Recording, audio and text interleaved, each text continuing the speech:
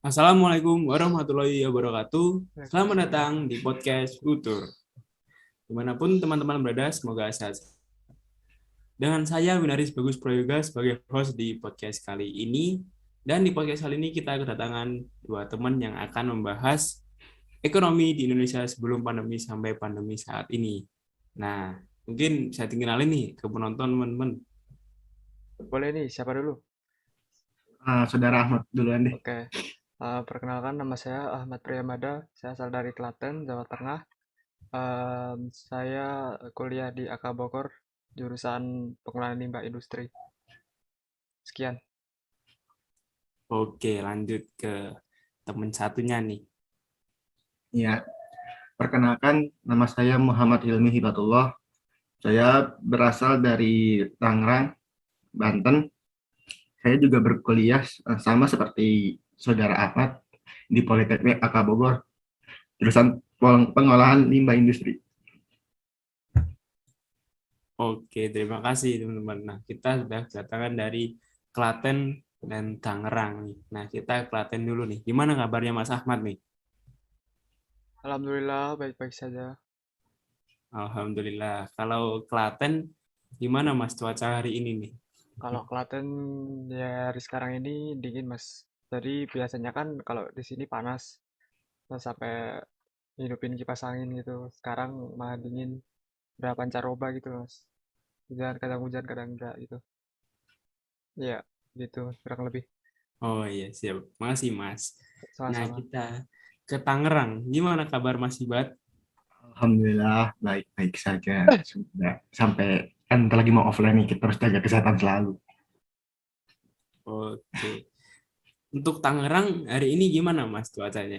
Eh, untuk Tangerang sih hari ini tadi pagi sempat hujan dan kemarin juga hujan. Dari semalam sampai pagi hujan. Untuk saat ini sudah berhenti jadi panas lagi gitu loh. Pancaroba juga. Wih, mantap. Terima kasih Mas. Nah, apa namanya? Kita akan memulai obrolan santai nih. Nah, kok kelihatannya Mas Iba dan Mas Ahmad udah semangat aja nih. Kita mulai dari mana nih Mas kira-kira? Boleh nih, temanya apa tuh? Temanya apa tuh? Tadi kita sudah akan membahas ekonomi di Indonesia sebelum pandemi sampai pandemi saat ini nih. Oh, boleh. Iya. Nah, kan Mas Iba sama Mas Ahmad nih sebagai mahasiswa kan ya.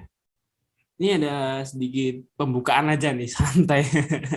Gimana sih menurut Mas Iba dan Mas Ahmad tuh kondisi ekonomi Indonesia sebelum pandemi sampai saat pandemi saat ini? Apakah ada perbedaan gitu sih, Mas? Boleh saya buka dulu ya. Oke, Dari sih, Mas. sebelum pandemi ini, perekonomian Indonesia masih normal ya.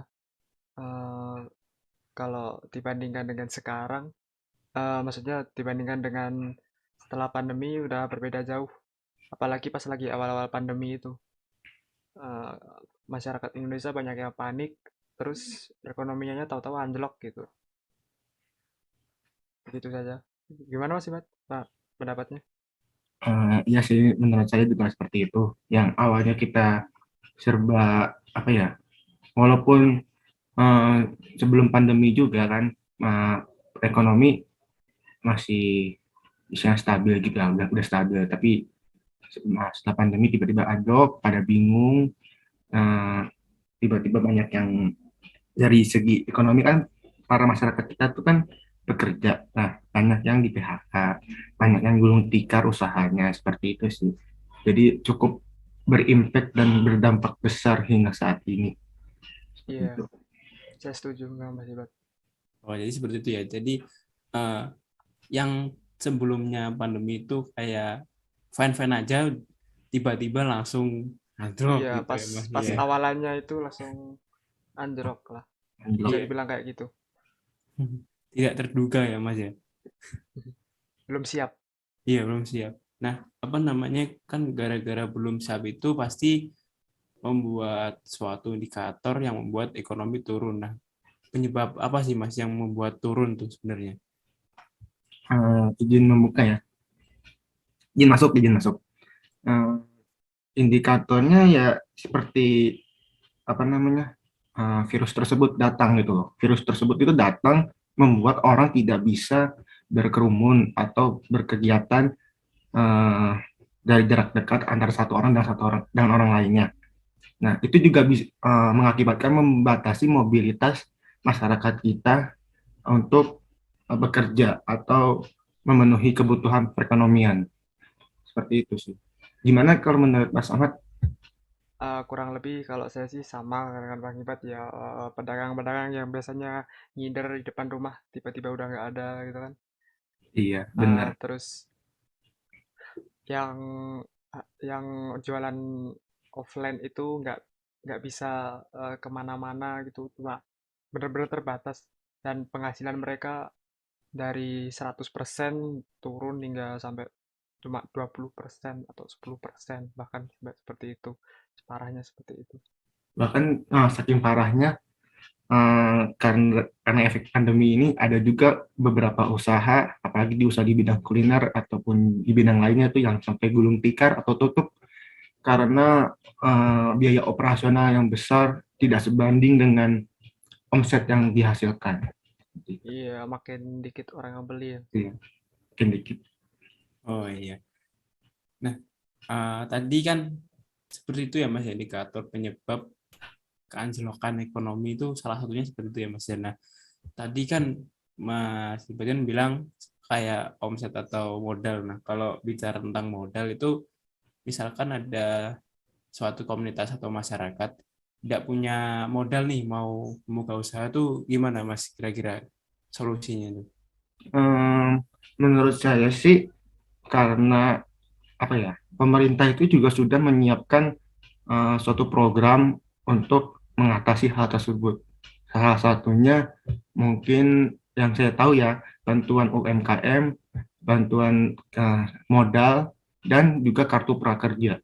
Jadi kartu prakerja itu digunakan untuk masyarakat yang ingin mencari pekerjaan. Seperti itu. Dan juga kartu apa bantuan UMKM bisa diakses ataupun di apa ya bisa diakses dengan ke kelurahan setempat atau kecamatan setempat seperti itu. Oh, jadi pemerintah pun sudah apa namanya memfasilitasi ini untuk tentang modal. Nah, apa namanya kalau misalkan nih kita lanjut ya sampai saat ini nih, kan ekonomi ini kira-kira bisa dibilang udah mulai agak-agak naik, agak-agak stabil nih. Nah, kita kan sebagai mahasiswa nih, gimana solusi kita tuh di ekonomi sekarang nih? Menurut Mas Ibat dan Mas Ahmad tuh gimana ya? Oh, boleh saya jawab dulu. Jadi yang lagi marak setelah pandemi itu biasanya usaha online yang atau bisnis yang online. Jadi kalau dengan online itu kita bisa berdagang menggunakan sentuhan jari saja. Kita tinggal kirim, nggak perlu saling kontak tangan gitu. Nggak perlu bersentuhan, cukup dengan ketukan jari kita bisa berinvestasi ataupun menjualkan produk kita. Seperti itu. Iya, Mas, dengan sentuhan jari pun barang udah datang ya, Mas ya. Iya, kurang lebih seperti itu.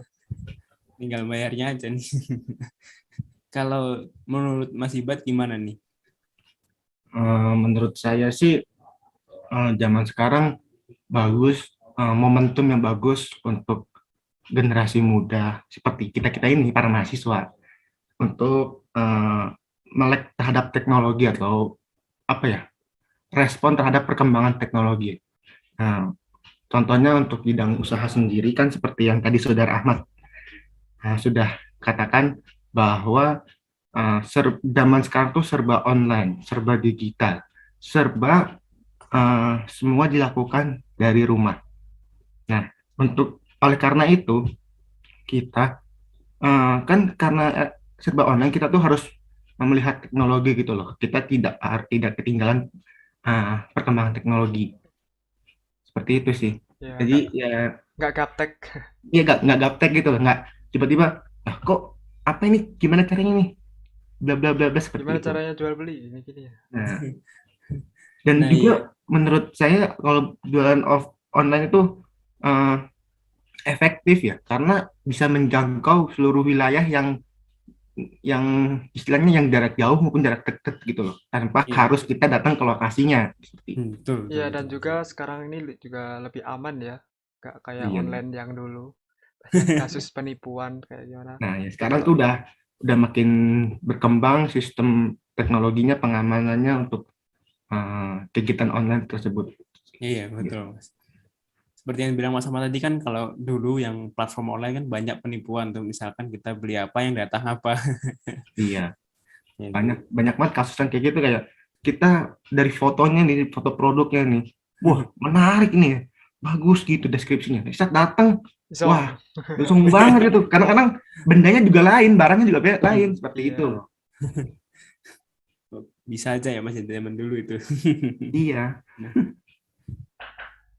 kalau apa namanya, sebenarnya kita kan sebagai mahasiswa tuh pasti punya harapan ya kan untuk ekonomi saat ini. Nah, apa namanya, harapan kita untuk perekonomian Indonesia ke depannya tuh kira-kira gimana sih Mas? Menurut Mas Iban dan Hmm, Mas Ahmad nih.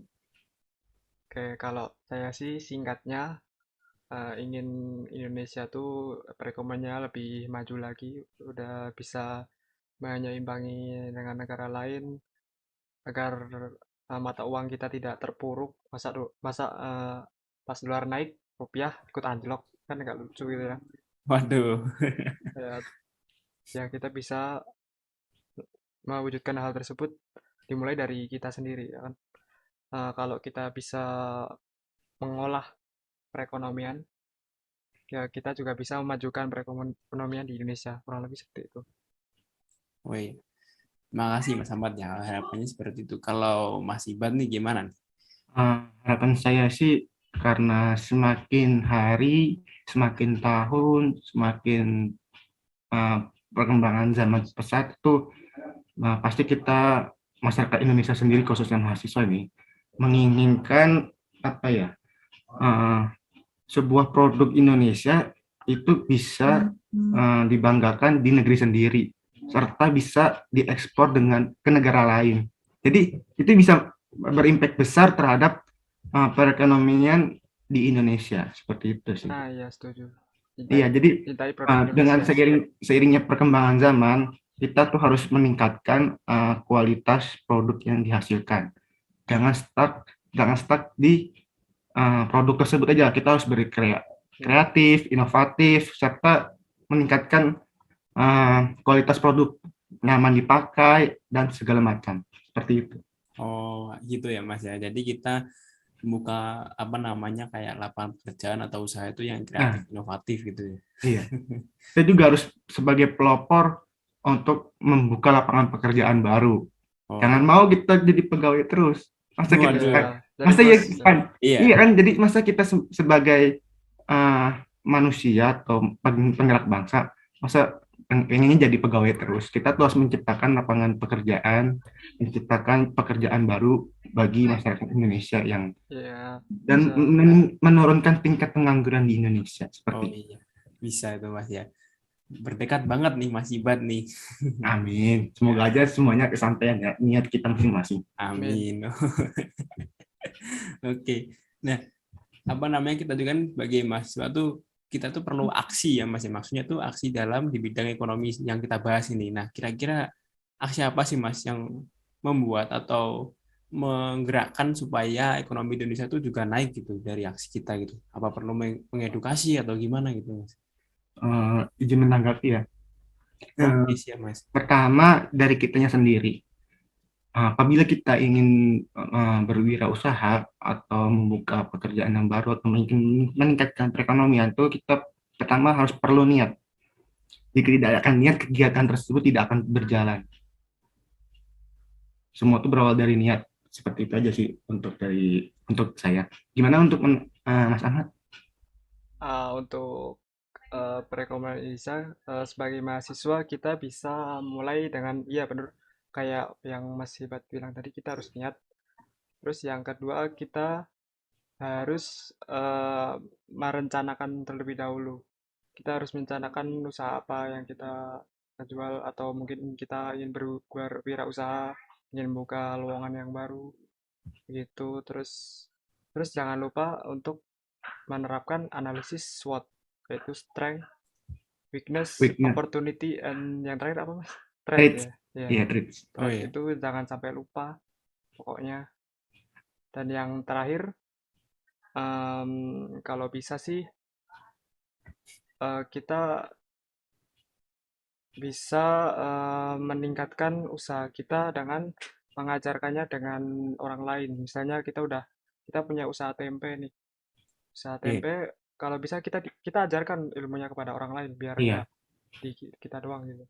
mengedukasi masyarakat Iya, yang mengedukasi, yang benar pengen sekali. yang pengen ikut berwirausaha seperti itu. Iya. Iya, Tapi tanpa meninggalkan perkembangan teknologi yang sekarang, karena perkembangan teknologi juga sangat berpengaruh gitu loh dengan Iya, betul. perekonomian bangsa ini seperti itu. Nah, eh, kita agak mundur dikit ya Mas ya. Nah, tadi kan Mas Ahmad bilangnya yang analisa SWOT nih. Nah, mungkin penonton di luar sana tuh banyak yang belum tahu tentang SWOT. Nah, SWOT tuh gimana sih Mas menurut Mas Ibat dan Mas Ahmad nih? SWOT itu kayak strength itu kekuatan dari produk kita yang pasarkan. Nah, weakness itu kelemahan.